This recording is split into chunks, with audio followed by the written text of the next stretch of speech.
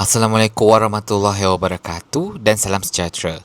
Saya Luqman Azim bin Muhammad Hilmi, mewakili SMK Seri Bintang Selatan, Kuala Lumpur. Pada hari ini, saya akan membentangkan kajian tirakan yang dijalankan bersama rakan pekaji Puan Nohaiza binti Cik Mat. Tajuk kajian kami ialah Inovasi Lampu Isyarat Meningkatkan Kefahaman Bahasa Melayu Standard daripada petikan kosakata klasik tingkatan 4. Sepanjang pekaji berkhidmat sebagai guru bahasa Melayu, tajuk yang paling sukar difahami murid ialah bahasa Melayu standard.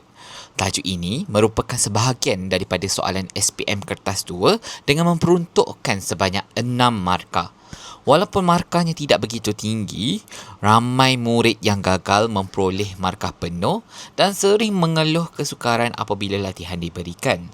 Cabaran ini lebih ketara selepas perubahan format baharu SPM yang bermula pada tahun 2022.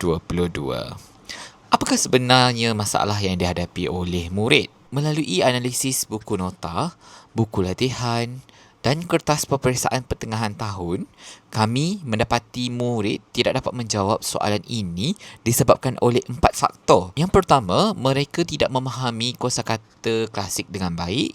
Yang kedua, mereka melakukan kesalahan semasa menukar ayat klasik kepada bahasa Melayu standard. Dan yang ketiga, mereka sangat cuai. Dan keempat, ada murid yang langsung tidak boleh menukar ayat tersebut.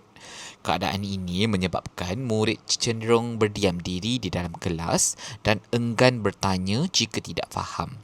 Situasi yang membimbangkan ini telah menyebabkan mereka sanggup menyalin jawapan guru atau meniru jawapan rakan sekelas. Oleh itu, bagi mengatasi masalah ini, kajian ini digerakkan dengan 2 objektif utama. Objektif pertama adalah untuk mengenal pasti masalah murid-murid dalam menggantikan kosakata klasik dengan bahasa Melayu standard tanpa bantuan inovasi. Objektif kedua pula adalah untuk meningkatkan kemahiran murid-murid dalam menguasai kosakata bahasa Melayu standard melalui pengujian inovasi kad lampu isyarat ketika menjawab soalan.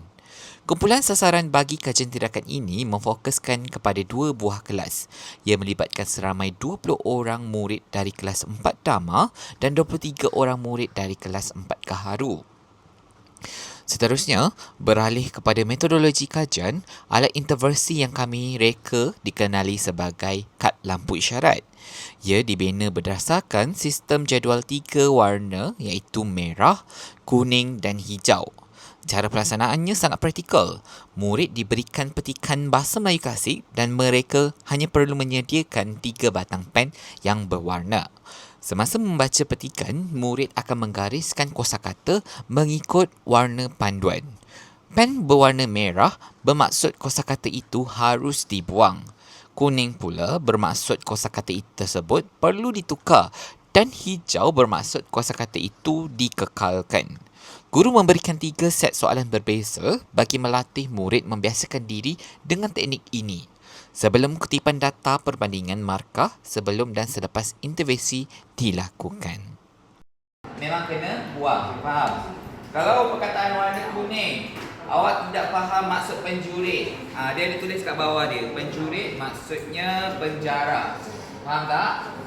Okey, kalau hijau, dalam ayat itu tulis baginda. Baginda dalam kategori kotak warna hijau. Bermaksud awak kena kekalkan. Faham? Sebab hijau tandanya kekal.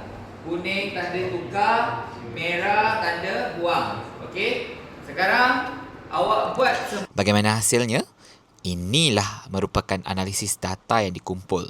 Bagi murid-murid kelas 4 Gaharu, jadual pembandingan menunjukkan lonjakan skor yang amat positif selepas inovasi digunakan. Kesimpulannya, inovasi kad lampu isyarat berjaya meningkatkan skor markah bagi 86% murid pada soalan pertama, 82% murid pada soalan kedua dan seramai 65% murid pada soalan ketiga. Dapatan ini sangat konsisten dengan kumpulan kelas 4 Dama. Data menunjukkan pencapaian mereka juga turut meningkat. yang mana 55% murid meningkat markah pada soalan 1, melonjak kepada 80% pada soalan 2 dan 60% murid berjaya mencatat peningkatan skor bagi soalan 3. Data empirikal ini jelas membuktikan bahawa teknik visual ini berkesan membantu murid menukar kosakata.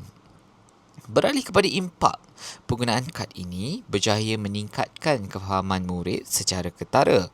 Selain itu, penyediaan inovasi yang sistematik ini telah membantu mengurangkan pembaziran masa murid ketika memikirkan jawapan semasa peperiksaan.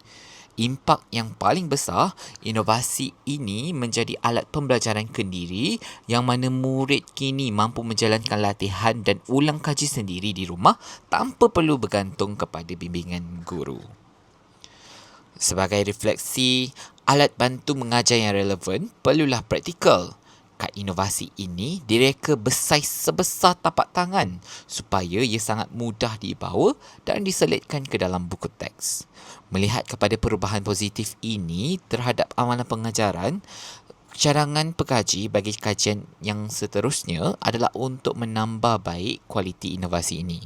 Kami juga berharap untuk membawanya ke peringkat negeri supaya inovasi lampu isyarat ini dapat dimanfaatkan oleh semua guru di seluruh Malaysia.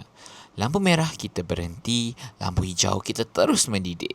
Sekian sahaja pembentangan video kajian tindakan saya ini. Terima kasih.